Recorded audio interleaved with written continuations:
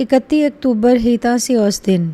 31 October 1984 ਮੇਰਾ 17ਵਾਂ ਜਨਮ ਦਿਨ। ਸ਼ਾਇਦ ਇਹੋ ਉਮਰ ਦਾ ਸਭ ਤੋਂ ਰੰਗਲਾ ਦਿਨ ਹੁੰਦਾ ਹੈ। ਜੋਸ਼, ਉਮੰਗਾਂ, ਵਲਵਲੇ, ਸੁਪਨੇ, ਤੋਹਫੇ। ਜਨਮ ਦਿਨ ਦਾ ਮਤਲਬ ਇਹੀ ਤਾਂ ਹੁੰਦਾ ਹੈ। ਡਰ, ਚੀਖਾਂ, ਤਰਲੇ ਤੇ ਮੌਤ। ਕੀ ਇਹੋ ਜਿਹਾ ਜਨਮ ਦਿਨ ਵੀ ਹੁੰਦਾ ਹੈ? ਇੱਕੋ ਸੋਚ ਦਿਮਾਗ 'ਚ ਉੱਭਰਦੀ ਕਿ ਕੋਈ ਹੋਰ ਵੀ ਹੈ ਇਸ ਸੰਸਾਰ ਵਿੱਚ ਜਿਸ ਲਈ ਇਹ ਦਿਨ ਖੁਸ਼ੀ ਤੇ ਗਮੀ ਦਾ ਇੱਕੋ ਜਿਹਾ ਹੜ੍ਹ ਲੈ ਕੇ ਆਉਂਦਾ ਹੋਵੇਗਾ। ਸੁੰਨ ਕਰ ਦੇਣ ਵਾਲੀ ਟੀਸ ਤੋਹਫਿਆਂ ਨਾਲ ਭਰਪੂਰ ਮਿੱਠੀ ਜਿਹੀ ਸਵੇਰ ਨੂੰ ਗ੍ਰਹਿਣ ਲਾ ਜਾਂਦੀ। ਸ਼ਾਇਦ ਮੈਂ ਹੀ ਉਹ ਅਭਾਗਣ ਹਾਂ ਜਿਸ ਨੂੰ ਉਮਰ ਭਰ ਇਹ ਟੀਸ ਹੰਢਾਉਣੀ ਪਵੇਗੀ। ਕਿੰਨਾ ਚਾਅ ਸੀ ਮੈਨੂੰ ਇਸ ਜਨਮ ਦਿਨ ਦਾ। ਕਿੰਨੇ ਦਿਨ ਤੋਂ ਉਡੀਕ ਰਹੀ ਸਾਂ। 31 ਅਕਤੂਬਰ 1984 ਇਸ ਇੱਕੋ ਤਾਰੀਖ ਨੇ ਕਿੰਨਾ ਬਦਲ ਦਿੱਤਾ ਸੀ ਮੇਰੇ ਜਨਮ ਦਿਨ ਨੂੰ। ਮਾਡਲ ਟਾਊਨ ਦੇ ਉਸ ਸਰਕਾਰੀ ਸਕੂਲ ਨੂੰ ਕਦੇ ਨਹੀਂ ਭੁੱਲ ਸਕਦੀ ਜਿਸ ਵਿੱਚ ਮੈਂ ਪੜ੍ਹਦੀ ਸਾਂ। ਪੜ੍ਹਾਈ, ਖੇਡਾਂ, ਸੱਭਿਆਚਾਰਕ ਤੇ ਕਲਾਤਮਕ ਗਤੀਵਿਧੀਆਂ ਵਿੱਚ ਵੱਧ ਚੜ੍ਹ ਕੇ ਹਿੱਸਾ ਲੈਣਾ ਪੂਰੇ ਸਕੂਲ ਦੀਆਂ ਅੱਖਾਂ ਦਾ ਤਾਰਾ। ਕਿੰਨੇ ਸੁਹਾਵਣੇ ਦਿਨ ਸਨ ਉਹ। 1 ਨਵੰਬਰ ਨੂੰ ਸਕੂਲ ਦੀ ਗਿੱਧਾ ਟੀਮ ਨੇ ਜਾਣਾ ਸੀ ਮੁਕਾਬਲੇ ਲਈ ਦੂਜੇ ਸਕੂਲ 'ਚ। ਗਿੱਧਾ ਟੀਮ ਵਿੱਚ ਮੈਂ ਨਾ ਹੋਵਾਂ, ਭਲਾ ਇਹ ਹੋ ਸਕਦਾ ਸੀ ਕਦੇ? ਕੁਝ ਦਿਨ ਪਹਿਲਾਂ ਹੀ ਤਾਂ ਧੁੰਮਾਂ ਪਾ ਕੇ ਆਈ ਸੀ ਸਾਡੀ ਟੀਮ ਆਕਾਸ਼ਵਾਣੀ ਦੇ ਜੁਬਲੀ ਸਮਾਰੋਹ ਵਿੱਚ, ਉਹ ਵੀ ਦਿੱਲੀ ਦੇ ਮਸ਼ਹੂਰ ਮਾਵਲੰਕਰ ਹਾਲ ਵਿੱਚ। ਇਹ ਸਭ ਨੇ 31 ਅਕਤੂਬਰ ਦੀ ਖੁਸ਼ੀ ਹੋਰ ਵੀ ਦੂਣੀ ਕਰ ਦਿੱਤੀ ਸੀ ਮੇਰੇ ਲਈ। ਜਨਮ ਦਿਨ ਦੇ ਤੋਹਫਿਆਂ ਤੋਂ ਇਲਾਵਾ ਗਿੱਧੇ ਲਈ ਨਵਾਂ ਸੂਟ ਜੋ ਮਿਲਣਾ ਸੀ, ਕਿੰਨਾ ਚਾਅ ਸੀ ਮੈਨੂੰ। 30 ਅਕਤੂਬਰ ਦਾ ਦਿਨ ਮਸਾਂ ਹੀ ਨਿਕਲਿਆ। ਰਾਤ ਉਸਲ ਵੱਟੇ ਲੈਂਦਿਆਂ ਲੰਘ ਗਈ। ਕਿੰਨਾ ਚਿਰ ਸੁੱਤੀ, ਕਿੰਨਾ ਚਿਰ ਜਾਗੀ ਮੈਨੂੰ ਨਹੀਂ ਪਤਾ। ਅੱਖ 4 ਵਜਦੇ ਹੀ ਖੁੱਲ੍ਹ ਗਈ। ਲੇਟਿਆਂ ਹੀ ਮੰਮੀ ਦੇ ਉੱਠਣ ਦਾ ਇੰਤਜ਼ਾਰ ਕਰਨ ਲੱਗੀ। ਉਹਨਾਂ ਦੇ ਜਾਗਦਿਆਂ ਹੀ ਬਿਸਤਰ ਤੋਂ ਉੱਠ ਖਲੋਤੀ। ਮੰਮੀ ਨੇ ਪਿਆਰ ਨਾਲ ਵਿਸ਼ ਕੀਤਾ, ਨਹਾ ਧੋ ਕੇ ਤਿਆਰ ਹੋ ਜਾਓ ਤੇ ਗੁਰਦੁਆਰੇ ਮੱਥਾ ਟੇਕ ਆਓ। ਮੈਂ ਛੋਟੀ ਭੈਣ ਬਿੰਦੂ ਨੂੰ ਜਗਾਇਆ ਤੇ ਅਸੀਂ ਨਹਾ ਕੇ ਗੁਰਦੁਆਰੇ ਲਈ ਨਿਕਲ ਪਈਆਂ। ਗੁਰਦੁਆਰੇ ਤੋਂ ਜਲਦੀ ਹੀ ਵਾਪਸ ਵੀ ਆ ਗਈਆਂ ਅਸੀਂ। ਘਰ ਵੜਦਿਆਂ ਹੀ ਮੰਮੀ ਬੋਲੇ, ਦੁਲਾਰੀ ਭੂਆ ਦਾ ਫੋਨ ਆਇਆ ਸੀ, ਪਿੰਕੀ ਭਾਬੀ ਲੈਣ ਆ ਰਹੀ ਹੈ ਸਾਨੂੰ। ਸੁਣਦਿਆਂ ਹੀ ਮੇਰਾ ਚਾਅ ਦੂਣਾ ਹੋ ਗਿਆ। ਦੁਲਾਰੀ ਭੂਆ ਡੈਡੀ ਦੀ ਮੂੰਹ ਬੋਲੀ ਭੈਣ ਜੋ ਸੀ। ਭੈਣ ਕੀ, ਸਕੀਆਂ ਭੈਣਾਂ ਨਾਲੋਂ ਵੀ ਵੱਧ। ਫੁੱਫੜ ਜੀ ਵੀ ਚੱਲਦੇ ਪੁਰਜੇ ਸਨ। ਲੱਖਾਂ ਦਾ ਕਾਰੋਬਾਰ, ਵੱਡਾ ਆਲੀਸ਼ਾਨ ਘਰ। ਉਹ ਤਾਂ ਸਾਰਾ ਦਿਨ ਕਾਰੋਬਾਰ ਵਿੱਚ ਹੀ ਮਸਰੂਫ ਰਹਿੰਦੇ। ਘਰ ਵਿੱਚ ਬਸ ਭੂਆ ਦੀ ਹੀ ਹਕੂਮਤ ਚੱਲਦੀ। ਭੂਆ ਦੇ ਹੱਥ ਦਾ ਬਣਿਆ ਖਾਣਾ। ਕਮਾਲ ਦੀ ਕੁੱਕ ਸੀ ਭੂਆ। ਢੇਰ ਸਾਰੇ ਨੌਕਰਾਂ ਦੇ ਹੁੰਦਿਆਂ ਵੀ ਖੁਦ ਖਾਣਾ ਬਣਾਉਂਦੀ। ਖਾਣ ਵਾਲਾ ਉਂਗਲਾਂ ਚੱਟੇ ਬਿਨਾਂ ਨਾ ਰਹਿ ਸਕਦਾ। ਇਹੀ ਕਮਾਲ ਸਾਨੂੰ ਭੂਆ ਦੇ ਘਰ ਵੱਲ ਖਿੱਚੀ ਤੁਰਿਆ ਜਾਂਦਾ। ਉੱਤੋਂ ਮੇਰਾ ਜਨਮ ਦਿਨ ਜੋ ਸੀ, ਚਾਅ ਡੱਕਿਆ ਨਹੀਂ ਸੀ ਜਾ ਰਿਹਾ। ਭੂਆ ਦੀ ਬੇਟੀ ਚੇਨਈ ਉਦੋਂ ਮਦਰਾਸ ਵਿੱਚ ਵਿਆਹੀ ਹੋਈ ਸੀ। ਬੇਟਾ ਤੇ ਨੂੰਹ ਨਾਲ ਹੀ ਰਹਿੰਦੇ ਸਨ। ਭਾਬੀ ਮੇਰੇ ਤੋਂ 5 ਸਾਲ ਹੀ ਵੱਡੀ ਸੀ। ਕਿੰਨਾ ਸਹੇਲਪੁਣਾ ਸੀ ਸਾਡਾ। ਬੜੀ ਬੇਸਬਰੀ ਨਾਲ ਮੈਂ 11 ਵੱਜਣ ਦੀ ਉਡੀਕ ਕਰ ਰਹੀ ਸਾਂ। ਆਖਰ ਗੱਡੀ ਵੀ ਆ ਗਈ। ਅਸੀਂ ਫਟਾਫਟ ਗੱਡੀ ਵਿੱਚ ਬੈਠ ਗਈਆਂ। ਗੱਡੀ ਭੂਆ ਦੇ ਘਰ ਵੱਲ ਚੱਲ ਪਈ। ਰਸਤੇ ਵਿੱਚ ਮੈਂ ਗਿੱਧੇ ਦੀ ਡਰੈਸ ਲੈਣ ਲਈ ਕਿਹਾ, ਪਰ ਭਾਬੀ ਹੱਸ ਕੇ ਬੋਲੇ, ਪਹਿਲਾਂ ਘਰ ਚੱਲੋ, ਸਭ ਇੰਤਜ਼ਾਮ ਹੋ ਜਾਵੇਗਾ। ਮੈਨੂੰ ਪੂਰਾ ਯਕੀਨ ਸੀ ਕਿ ਭੂਆ ਜੀ ਨੇ ਮੇਰੇ ਲਈ ਵਧੀਆ ਜਿਹਾ ਗਿਫਟ ਲੈ ਕੇ ਰੱਖਿਆ ਹੋਵੇਗਾ ਤੇ ਸ਼ਾਮ ਨੂੰ ਸਾਨੂੰ ਭੂਆ ਜੀ ਕਿਤੇ ਬਾਹਰ ਘੁਮਾਉਣ ਵੀ ਲੈ ਕੇ ਜਾਣਗੇ। ਡਿਨਰ ਵੀ ਬਾਹਰ ਹੀ ਕਰਵਾਉਣਗੇ। ਮੈਂ ਮਨ ਹੀ ਮਨ ਫੁੱਲੀ ਨਹੀਂ ਸੀ ਸਮਾ ਰਹੀ। ਅੱਧੇ ਘੰਟੇ ਵਿੱਚ ਹੀ ਮੈਂ ਸੁਪਨਿਆਂ ਦਾ ਸੰਸਾਰ ਬੁਣ ਚੁੱਕੀ ਸਾਂ। ਕਦੇ ਗਿਫਟ ਬਾਰੇ ਅਨੁਮਾਨ ਲਗਾਉਣ ਲੱਗਦੀ ਕਿ ਭੂਆ ਜੀ ਨੇ ਕੀ ਲਿਆ ਹੋਣਾ ਮੇਰੇ ਲਈ। ਕਦੇ ਭੂਆ ਦੇ ਬਣਾਏ ਪਕਵਾਨਾਂ ਬਾਰੇ ਸੋਚਣ ਲੱਗਦੀ। ਆਖਰ ਭੂਆ ਦਾ ਘਰ ਵੀ ਆ ਹੀ ਗਿਆ। ਅਸੀਂ ਫਟਾਫਟ ਭੱਜ ਕੇ ਅੰਦਰ ਗਈਆਂ।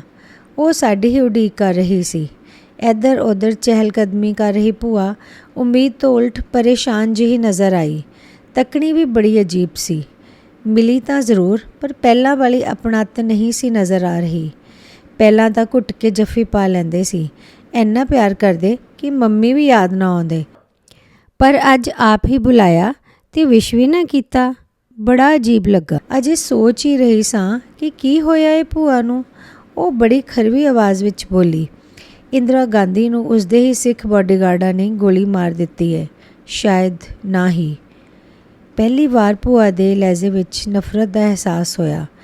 ਸਾਰੇ ਇੰਜ ਵੇਖ ਰਹੇ ਸਨ ਜਿਵੇਂ ਅਸੀਂ ਕਿਸੇ ਪਰਾਏ ਦੇਸ਼ ਤੋਂ ਆਏ ਹੋਈਏ। ਜਲਦੀ ਨਾਲ ਅੰਦਰ ਜਾਣ ਲਈ ਇਸ਼ਾਰਾ ਕਰਦਿਆਂ ਭੂਆ ਬਸ ਇੰਨਾ ਹੀ ਬੋਲੀ, ਬਾਹਰ ਮਾਹੌਲ ਠੀਕ ਨਹੀਂ ਹੈ ਤੇ ਤੁਸੀਂ ਅੱਜ ਘਰ ਨਹੀਂ ਜਾਓਗੀਆਂ। ਮੰਮੀ ਤਾਂ ਸ਼ਾਇਦ ਸਮਝ ਗਈ ਸੀ, ਪਰ ਮੈਨੂੰ ਸਮਝ ਨਹੀਂ ਸੀ ਆ ਰਿਹਾ ਕਿ ਪਲਾਂ ਵਿੱਚ ਹੀ ਮਾਹੌਲ ਨੂੰ ਕੀ ਹੋ ਗਿਆ। ਬਚਪਨ ਤੋਂ ਅੱਜ ਤੱਕ ਤਾਂ ਅਜਿਹਾ ਕਦੀ ਨਹੀਂ ਸੀ ਹੋਇਆ। ਅੱਧੀ ਰਾਤ ਤੱਕ ਗਲੀਆਂ ਵਿੱਚ ਖੇਡਦੇ ਰਹਿਣਾ, ਇੰਨੀ ਚਿੰਤਾ ਤਾਂ ਕਦੀ ਮੰਮੀ ਨੇ ਵੀ ਨਹੀਂ ਸੀ ਕੀਤੀ। ਭਾਬੀ ਜੀ ਦੇ ਮਾਤਾ ਜੀ ਪੁਲਿਸ ਮਹਿਕਮੇ ਵਿੱਚ ਕਿਸੇ ਉੱਚੀ ਪੋਸਟ 'ਤੇ ਕੰਮ ਕਰਦੇ ਸਨ ਅਤੇ ਪ੍ਰਧਾਨ ਮੰਤਰੀ ਨਿਵਾਸ ਦੇ ਨੇੜੇ ਹੀ ਤਾਇਨਾਤ ਸਨ। ਉਹ ਭੂਆ ਹੋਰਾਂ ਨੂੰ ਆਉਣ ਵਾਲੇ ਤੂਫਾਨ ਤੋਂ ਪਹਿਲਾਂ ਹੀ ਅਗਾਹ ਕਰ ਚੁੱਕੇ ਸਨ। ਇਹ ਉਹਨਾਂ ਦੀ ਹਦਾਇਤ ਸੀ ਕਿ ਕੋਈ ਘਰ ਤੋਂ ਬਾਹਰ ਨਾ ਜਾਵੇ। ਮੈਨੂੰ ਚਿੰਤਾ ਹੋ ਰਹੀ ਸੀ ਕਿ ਕੱਲ੍ਹ ਗਿੱਧਾ ਹੋਵੇਗਾ ਵੀ ਕਿ ਨਹੀਂ। ਇੰਝ ਹੀ ਜੱਕੋ ਤੱਕੀ ਵਿੱਚ ਸ਼ਾਮ ਪੈ ਗਈ। ਟੀਵੀ लगातार चल रहा सी। आज सुबह प्रधानमंत्री श्रीमती इंदिरा गांधी को उनके ही 2 सिख बॉडीगार्डों ने गोली मारकर शहीद कर दिया। पूरा देश सदमे में है। प्रधानमंत्री के शरीर को अंतिम दर्शनों के लिए प्रधानमंत्री निवास पे रखा जाएगा। प्रधानमंत्री के घर पे लोगों की भीड़ उमड़ रही है। लोग भारी सदमे में। पीछे लगातार नारे लग रहे सन, इंदिरा गांधी अमर रहे, खून का बदला खून। सुन के मैं ਇੱਕਦਮ ਸੁੰਨ ਰਹਿ ਗਈ। ਖਬਰਾਂ ਚੱਲੀ ਜਾ ਰਹੀਆਂ ਸਨ। ਦਿਮਾਗ 'ਚ ਕੁਝ ਨਹੀਂ ਸੀ ਪੈ ਰਿਹਾ। ਐਨੇ ਨੂੰ ਭੂਆ ਜੀ ਦਾ ਕੋਈ ਕਾਂਗਰਸੀ ਰਿਸ਼ਤੇਦਾਰ ਆ ਗਿਆ। 1-2 ਹਿੰਦੂ ਗੁਆਂਢੀ ਵੀ ਆ ਕੇ ਬੈਠ ਗਏ। ਮੈਂ ਫਟਾਫਟ ਭਾਬੀ ਦੇ ਕਮਰੇ ਵਿੱਚ ਚਲੀ ਗਈ।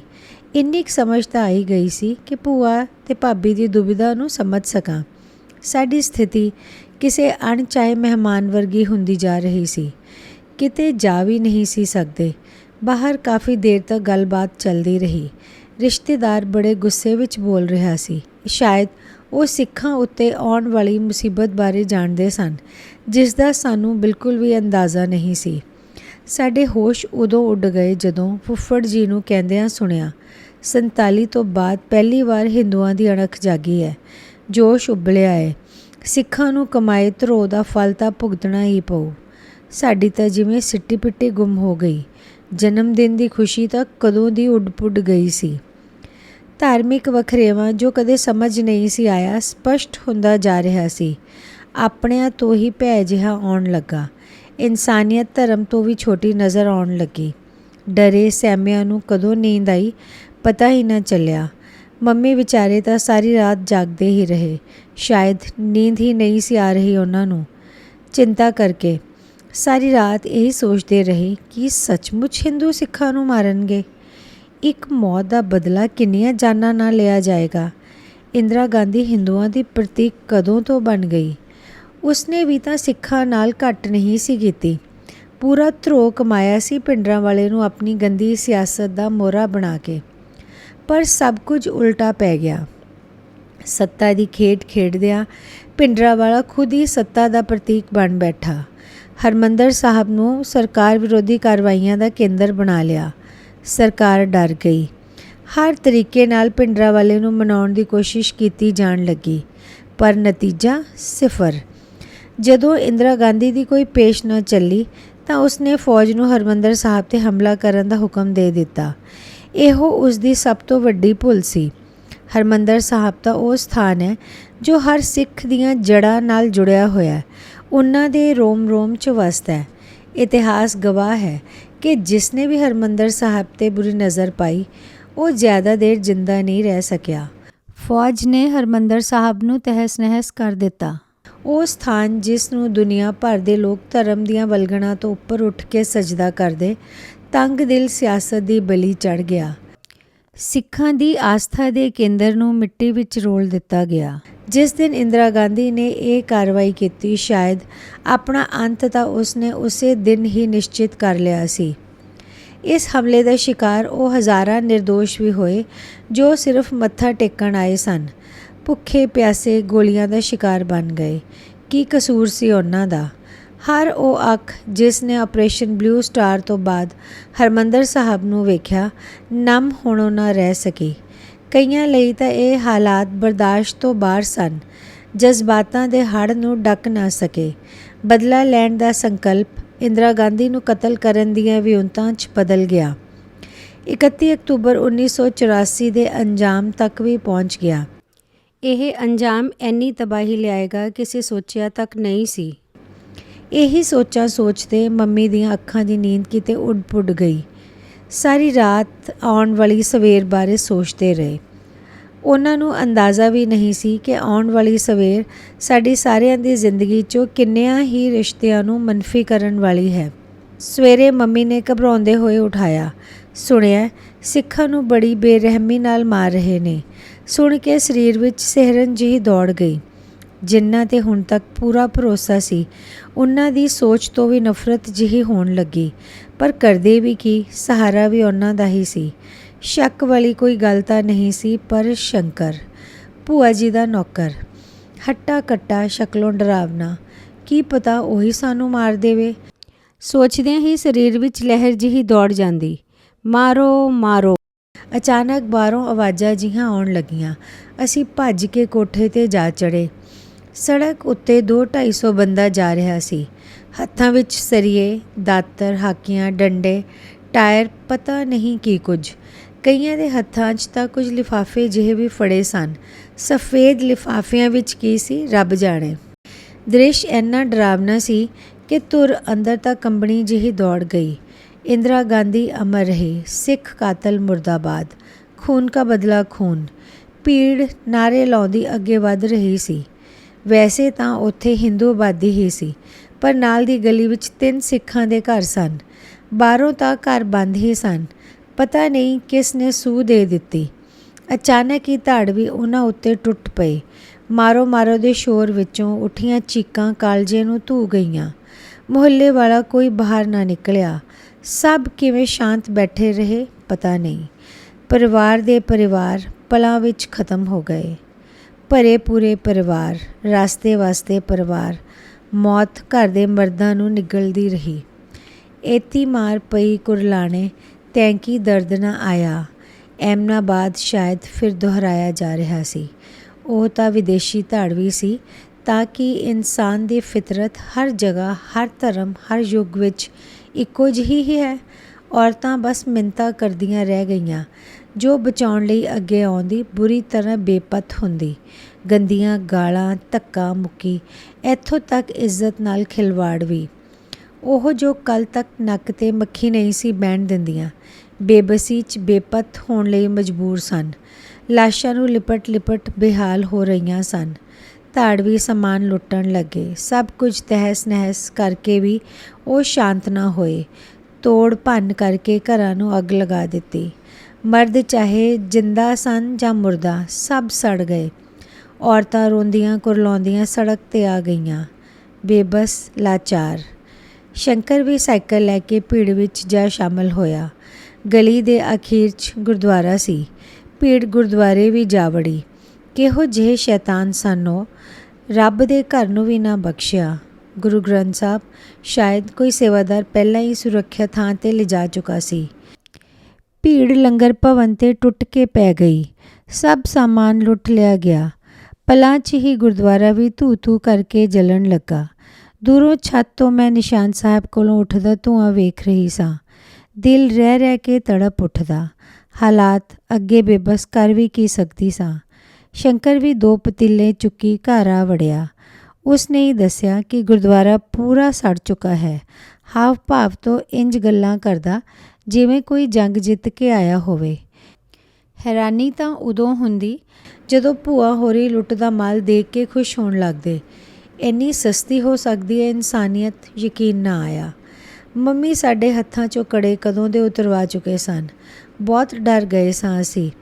ਸਿੱਖ ਨੌਜਵਾਨਾਂ ਦੀਆਂ ਚੀਕਾਂ ਨੇ ਦਿਲ ਦਹਿਲਾ ਦਿੱਤਾ ਸੀ। ਕਈ ਵਾਰ ਤਾਂ ਇੰਜ ਮਹਿਸੂਸ ਹੋਣ ਲੱਗਦਾ ਕਿ ਅਗਲੀ ਵਾਰੀ ਸਾਡੀ ਹੀ ਹੈ।